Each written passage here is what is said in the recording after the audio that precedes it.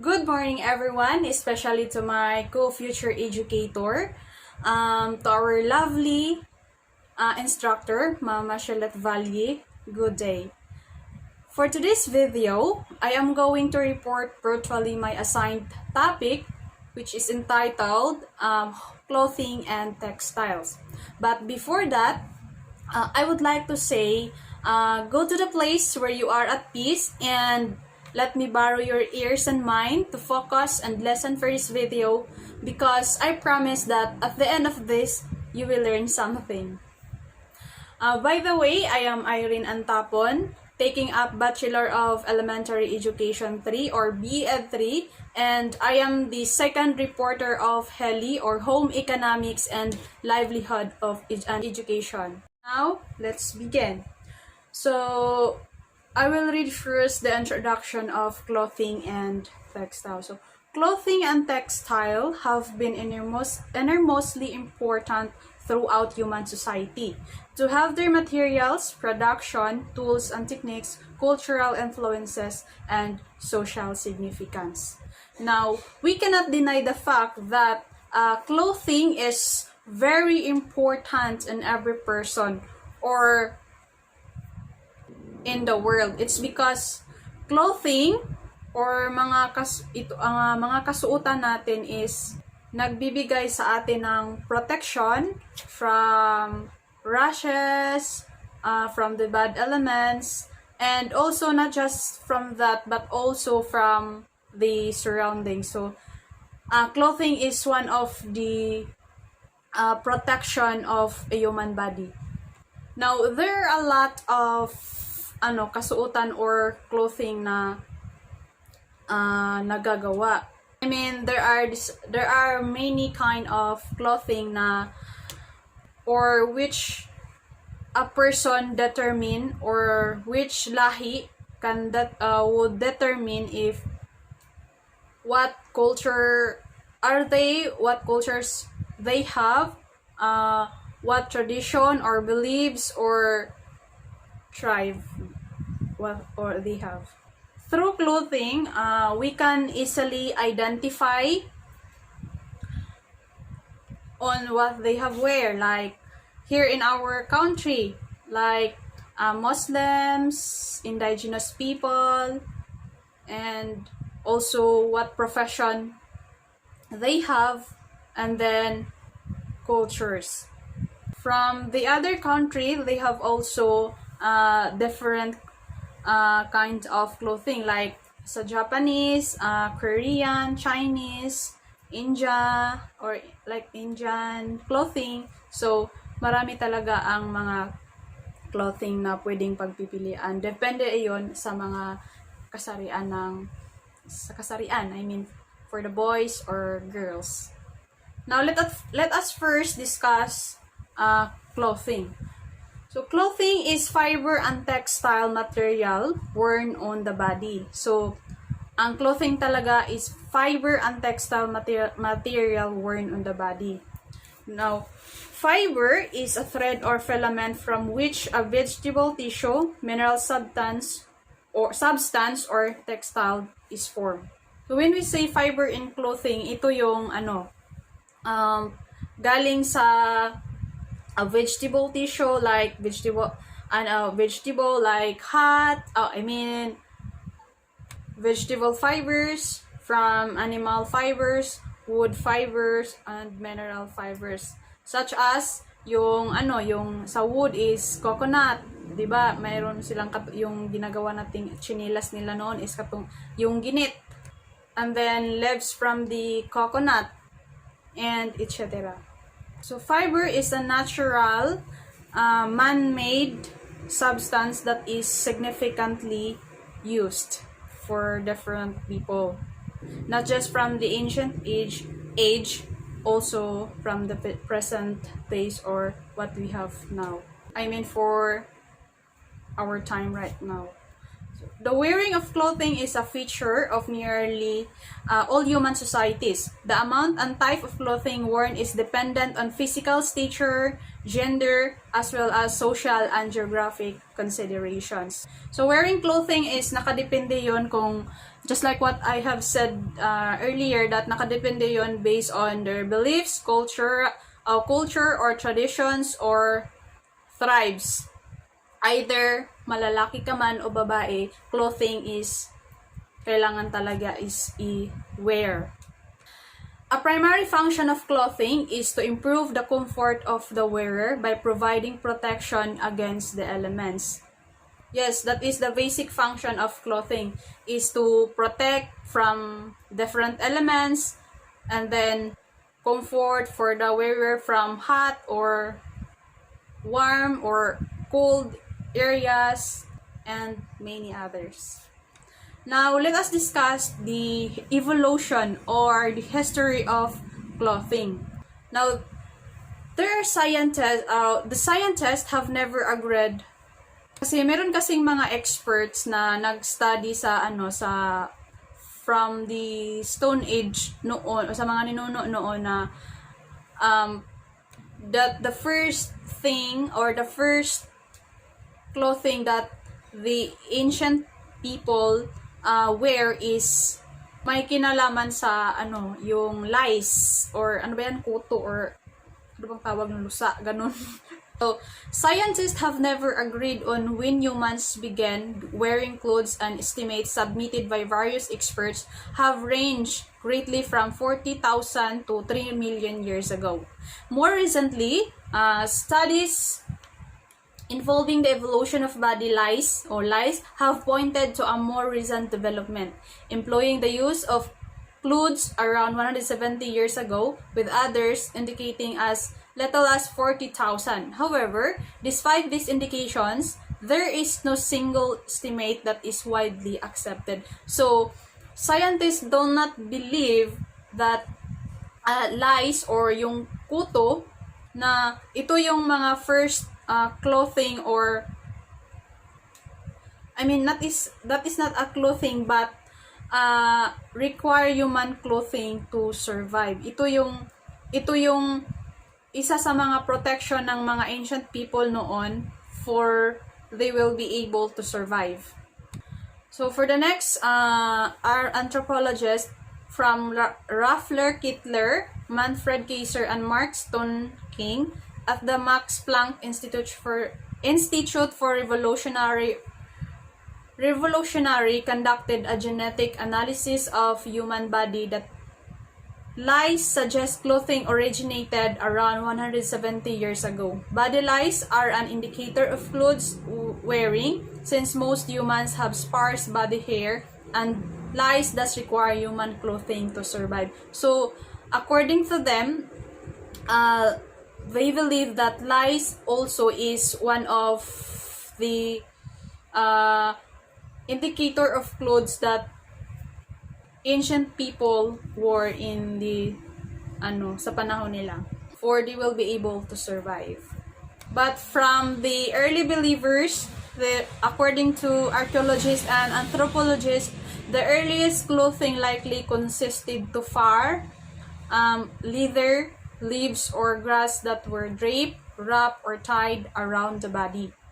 So they strongly believe that talaga yung mga raw materials ng paggawa sa mga damit or mga kasuotan is coming from the leaves, grass that were draped, wrapped, or tied around the body to comfort or protection from every person that wear those.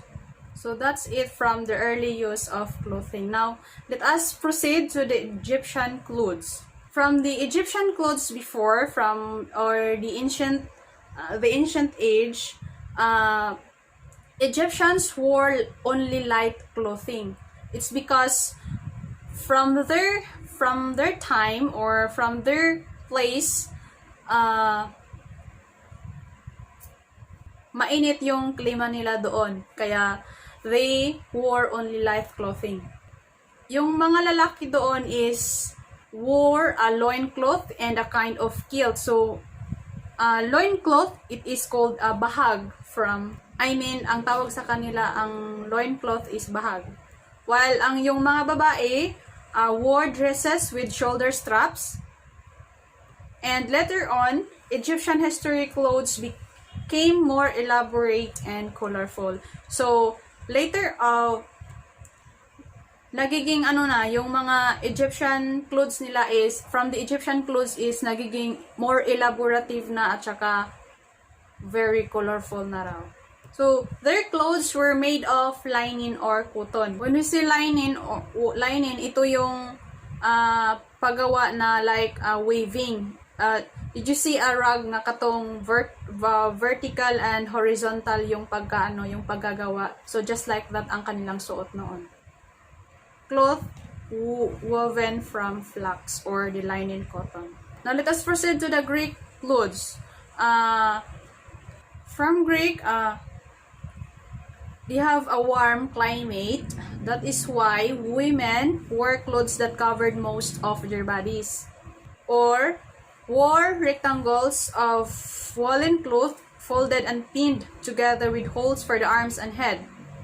It was tied and in at the waist. So this garment was called a peplos.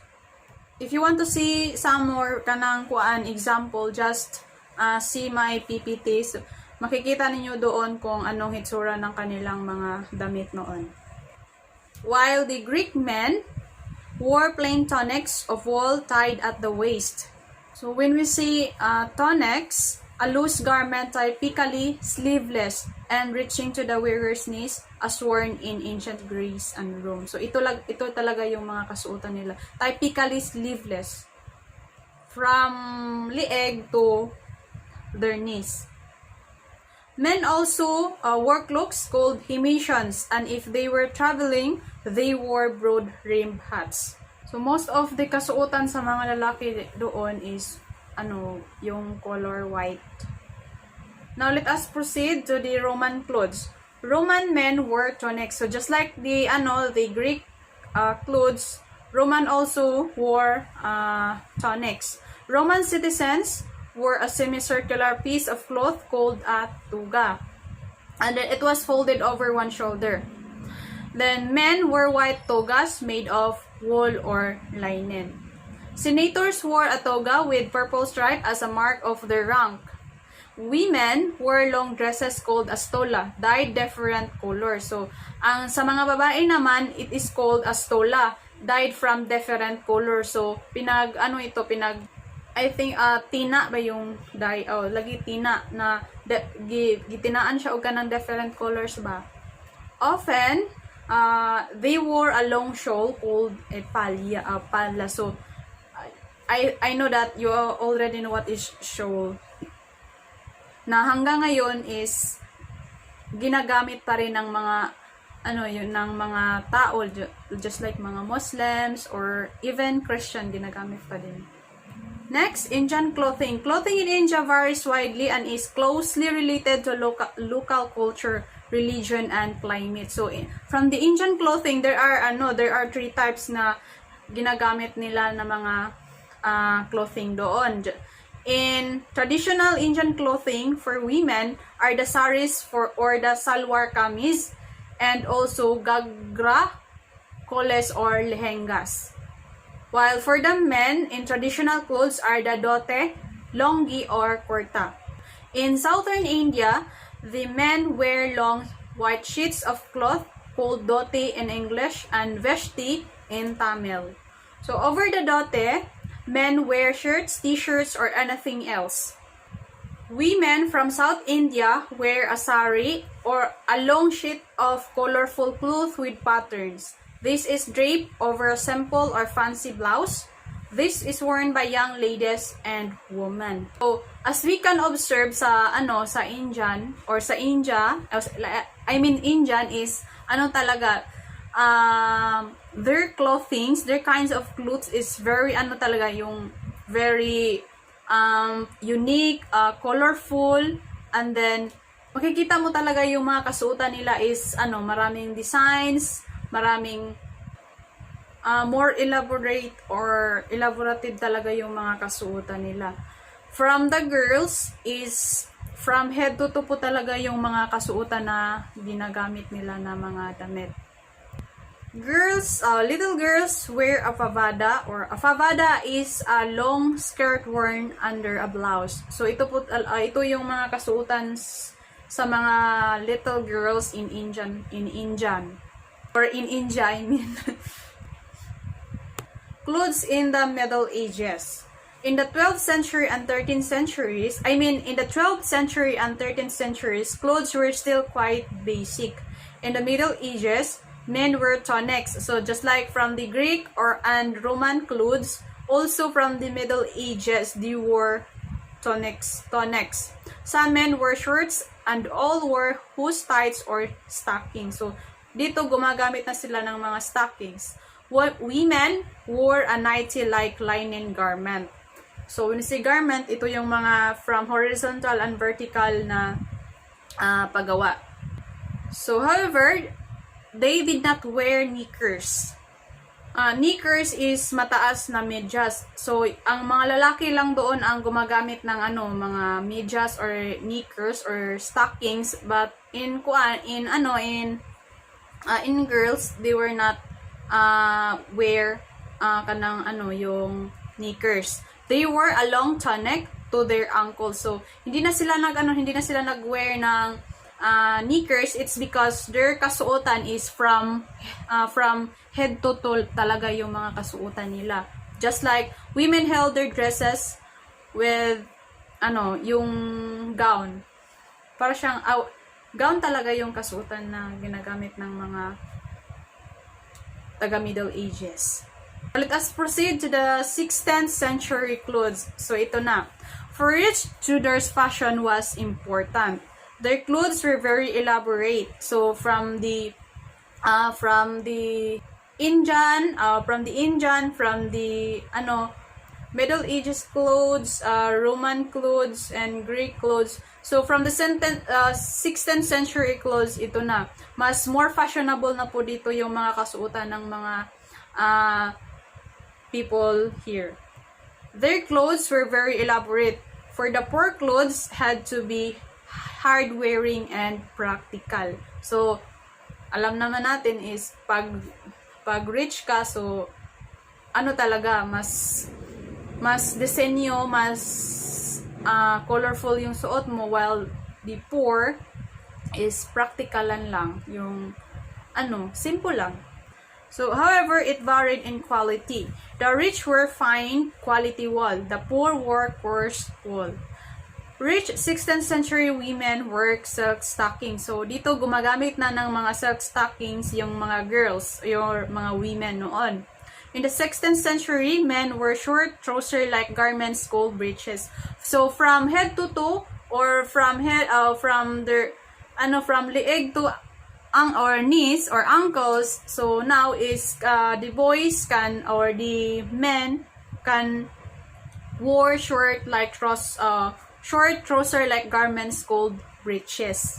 So when we see breeches, short trousers fasten just below the knee. So makakasuot na sila ng ganon. The men also wore tight-fitting jackets called doutlets. Makakasuot na sila ng fitting jackets. So, in the 16th century, everyone wore hats. So, lahat pwede na nakasuot na ng hats. So, ibang-iba na talaga nagka-improve na po talaga yung mga kasuotan ng mga babae at lalaki from the 16th century. So, in the 16th century, poor women often wore a linen cap called a coif. So, in the 16th century, buttons were usually for decoration. So, ang button or botones, ito na yung pang decoration na. So, from the 16th century pala is ang botones is nagawa na pala. Or na-discover na pala yung botones or buttons. So here in 17th century clothes, at the beginning of the 17th century, men wore starched collars called ruffs. Women wore frames made of wood or whalebone under their dresses. In the 17th century, men wore knee-length trouser-like garments called breeches. They also wore stockings and boots. On the upper body, men wear linen shirts. Women wore a linen nightie-like garment called a shift. Over it, they long dresses. The dress was in two parts, the bodice and the skirt. Sometimes women wore two skirts. The upper skirt was gathered up to reveal an underskirt. So, from the 17th century, marami nang nababago. Ang men dito is naka-stockings na and wear na sila ng boots. And then, may linen nightie na, tsaka chef or may pa-underskirt na rin yung mga babae. From the 18th century clothes. So, in the 18th century, men wore knee-length trouser-like garments called breeches and stockings. Wow. From the 18th century, yung mga tao dito is more fashionable na po talaga. Because, makasuot na sila ng stockings, breeches. They also wore waistcoats and frock coats. They wore linen shirts. So, diba? So, both men and women wore wigs, and for women, three-cornered hats were popular. Men wore buckled shoes. So, meron na ritong buckled shoes. Then, yung babae at saka lalaki, pwede na naka-wear na sila ng wigs or naka-wear na sila ng wigs. So, women wore stays, bodies with strips or of whalebone, and hoop petticoats under their dresses. However, in the 18th century, women did not wear knickers. Fashionable women carried folding fans. So, ang mga lalaki lang pala talaga yung nakasuot ng stockings or yung mga knickers. But for the girls, they are not wearing sneakers. It's because their clothes is from the 18th century is they wore long dresses naman and fashionable dresses. Now, in 19th century clothes, apart from cotton shirts, men's clothes consisted of three parts. Wow, may consisted of three parts na po yung sa men's. So, in the 18th century, they wore knee-length breeches, but in the 19th century, men wore trousers. They also wore waistcoats and coats. In the early 19th century, women wore light dresses. Wow. Light dresses na sa mga kababaihan from the 19th century. In the 1830s, they had puff sleeves. Wow, may pa-sleeves na sila. In the 1850s, they wore frames of whalebone or steel wire called crinolines under their skirts. In the late 1860s, Victorian women began to wear a kind of half crinoline. The front of the skirt was flat, but it bulged outwards at the back. This was called a bustle, and it is disappeared in the 1890s. So, naka half crinoline, but this was also called bustle, and pagdating ng 1890s, disappear din siya. When we say crinoline is a stiffened or hoop petticoat worn to make a long skirt stand out. So, long skirt stand out. So, ang crinoline is a stiff fabric made of horse hair and cotton or linen thread, typically used for stiffening petticoats or as a lining. So, yung yung crinoline is made from horse hair. Next is we are now in the 20th century clothes. At the beginning of the 20th century, fashionable wore trousers, coats, and waistcoat. They wore top hats or Hamburgs. In 1900, women wore long dresses. It was not acceptable for women to show their legs. So from 1900 na di pa pwedeng mag-wear lang talaga sila ng long dress because hindi pwede sa kanila na makikita yung mga mga paa. From 1910, women wore hobble skirts. They were so narrow. They were so narrow, women could only hobble along while wearing them. However, during World War I, women's clothes became more practical. So, nagiging practical na pagdating ng World War I. Bakit kaya?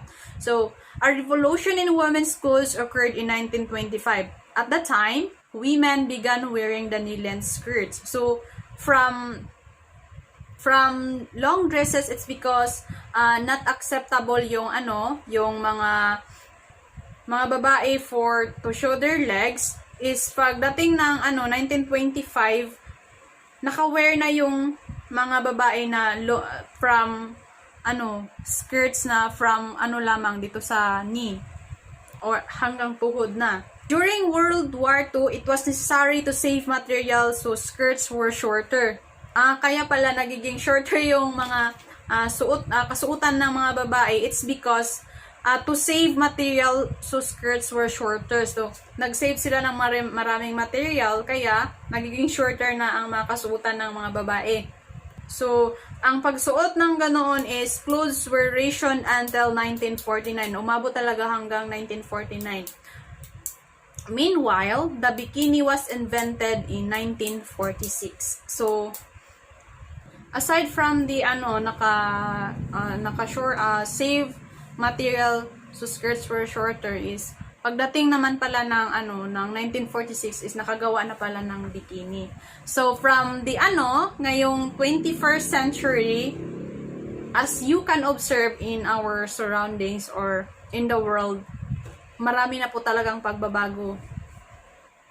As what I have said, marami na po talaga ang nababago from the 21st century, because as you can observe in the world, or as you can observe in the surroundings, so ang mga kababaihan ngayon pwede na magsuot ng mga spaghetti, pwede na makasuot ng short, mga bikini. So talaga, mas ngayon is masasabi ko na sobra pa sa fashionable yung makikita natin sa 21st century.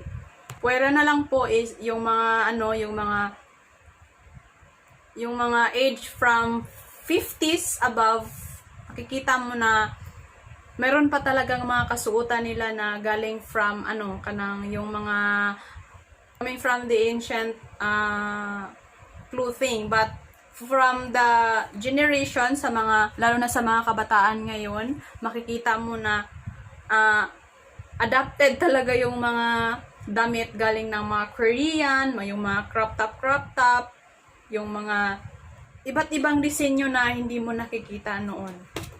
At ngayon lang na, for this 21st century lang na invento I mean. And I know, for the next generation, is ano na lang kaya yung mga mangyayari ng mga kasuot, na kaya yung mga mangyayari na sa mga kasuotan ng mga lalaki at babae. I know, mag-i-improve pa yun from more fashionable, more comforty, more elaborate, or more unique na ang mga masusuot ng mga tao for the next generation. So let us discuss the purpose of clothing. So, clothing serves many purposes. It can serve as the protection from the elements, rough surfaces, rash causing plants, insect bites, splinters, thorns, and prickles, by providing barrier between the skin and the environment. So clothing daw is it can serve as the protection from the rashes, from bad elements, but also not just from the bad elements. For the 21st century is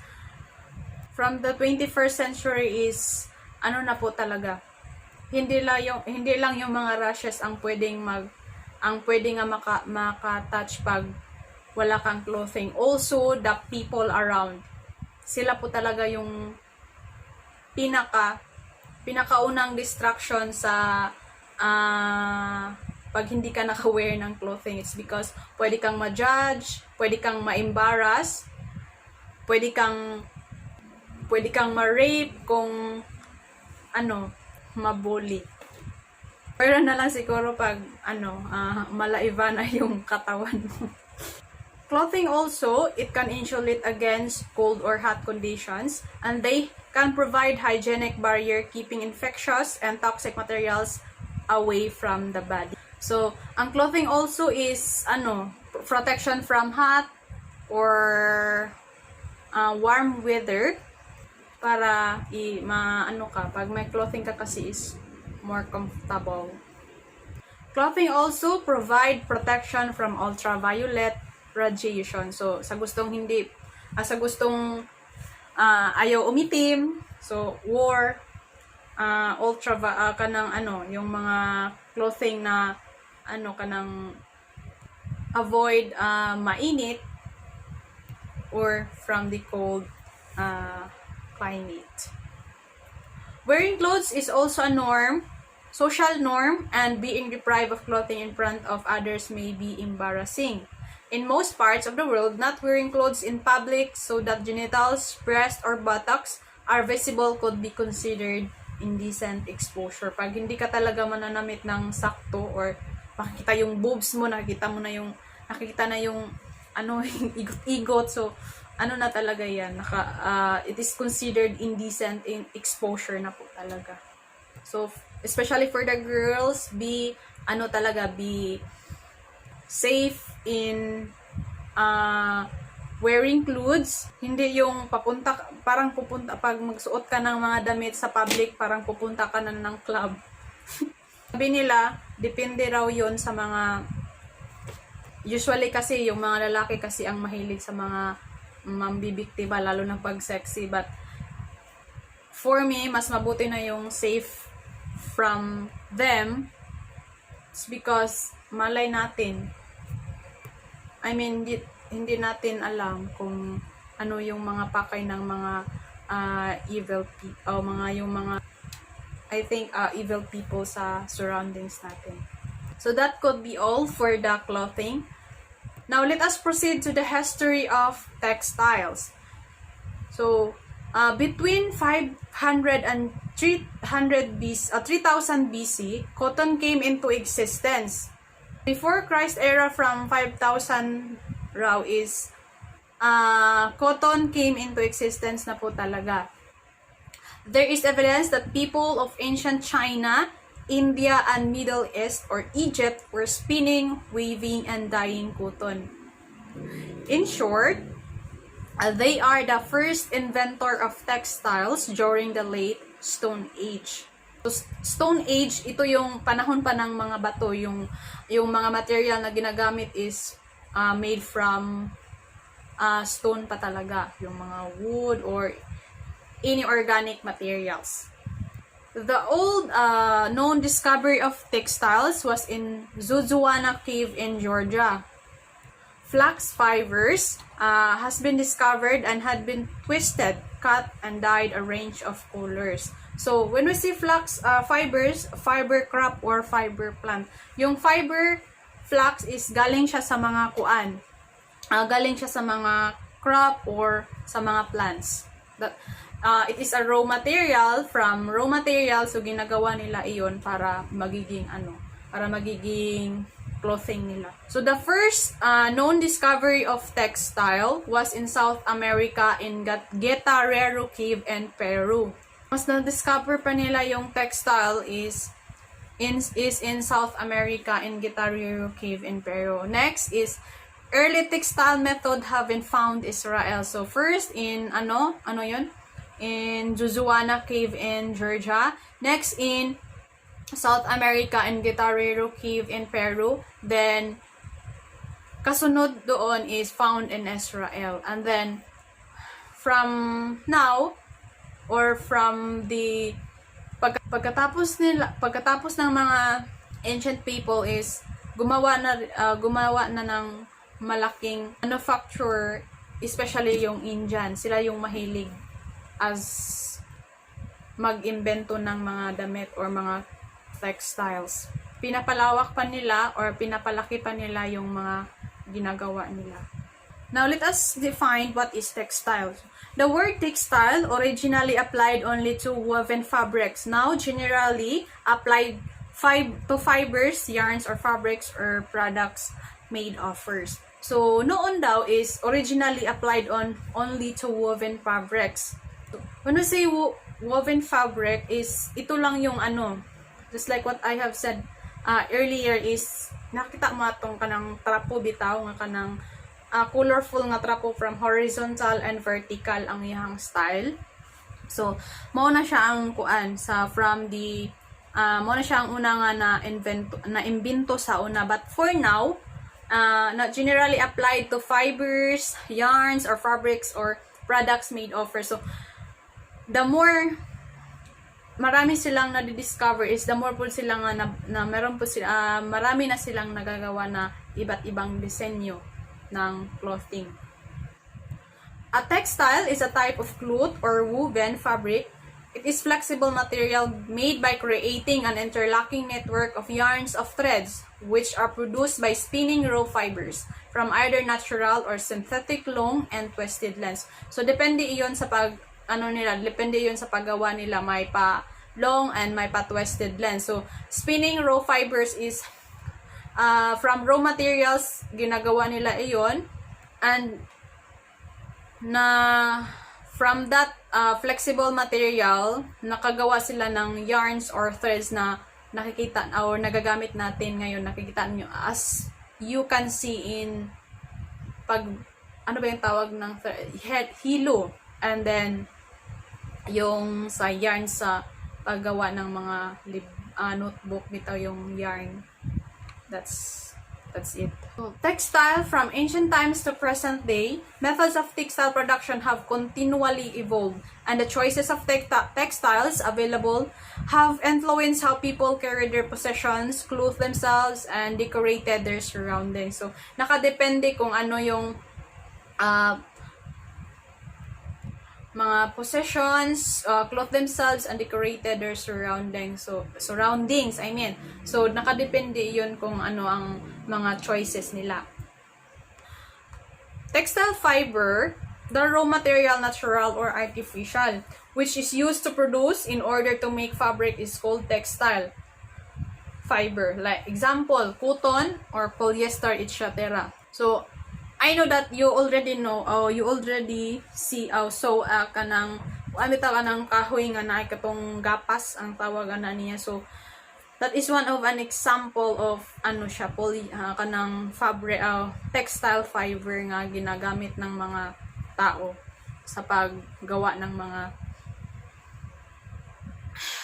mga yarn or thread para magawa ng mga kasuotan. Next is textiles have 6 core areas. First is the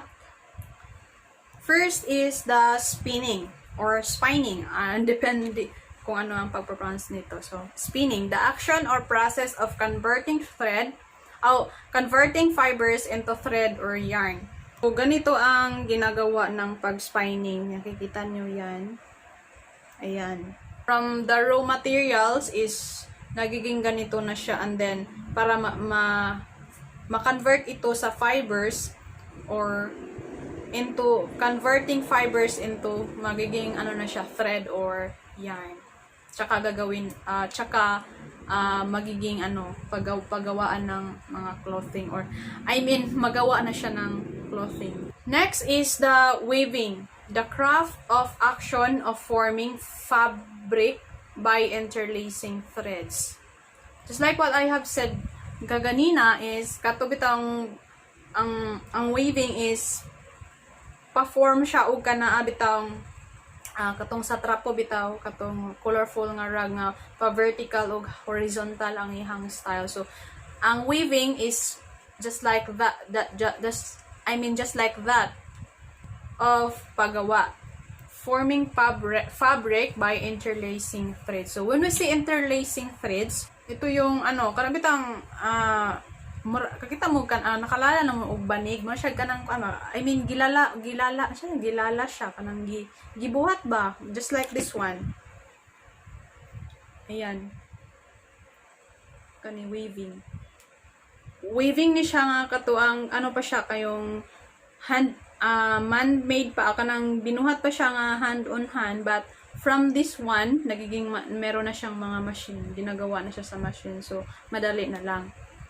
Next is the knitting, a material which is in the process of being knitted, the craft or action of knitting. So in knitting, I know that some of us are discovered or experienced to do this kind of work. because naani siya sa ato ang PLE in the previous grade sa una, which is gipabuhat for my experience, gipabuhat niya ni teachers sa mo ang pansauna sa mga subject teachers at sa subject teacher na ko sa una. And then I forget kung unsaon na siya pagbuhat. And mo na siya katong meeting. Yan, gibuhat siya. Next is dyeing.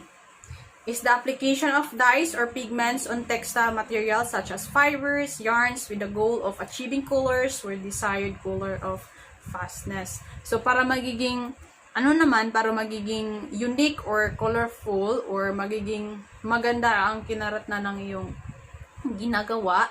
So you need to dye dyes or pigments on textile materials. So para magiging colorful siya is nilagyan nila ng mga colors. Next is the apparel. Printing. It is the process of applying color to fabric in definite patterns or designs. So noon is ginagawa lang yun is kanang mano-mano nila pagbuhat. It's because mga gumagawa, especially yung mga Indian talaga yung mahilig nito. Gumagawa sila ng printing for the cotton na magiging maganda yung design. So especially yung Indian talaga is mahilig sa mga design. So sila yung unang naka-discover sa pag-print. So next is the apparel. From printing is nagiging apparel na siya. Is anything made from textiles being used for wearing or covering of human bodies. So from that core areas of textile is dito na tayo sa apparel. So apparel means ito na yung mga kasuotan. Ito na yung mga clothing na ginagamit na ng mga tao to wear or cover human bodies. Na pinagtitinda na ngayon ng maraming mga tendera, mga mall, basta any kind of business of apparel. And that is the core areas of textile. Ito yung yan yung chart or flow chart ng paggawa ng clothing. Next is the textile machineries, ang kanilang mga ginagamit.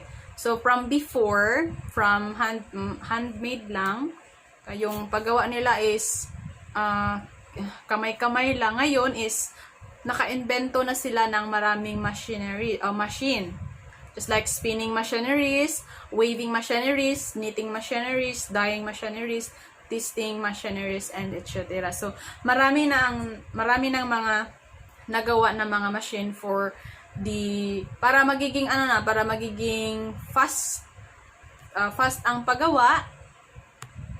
Tapos not consume a lot of time.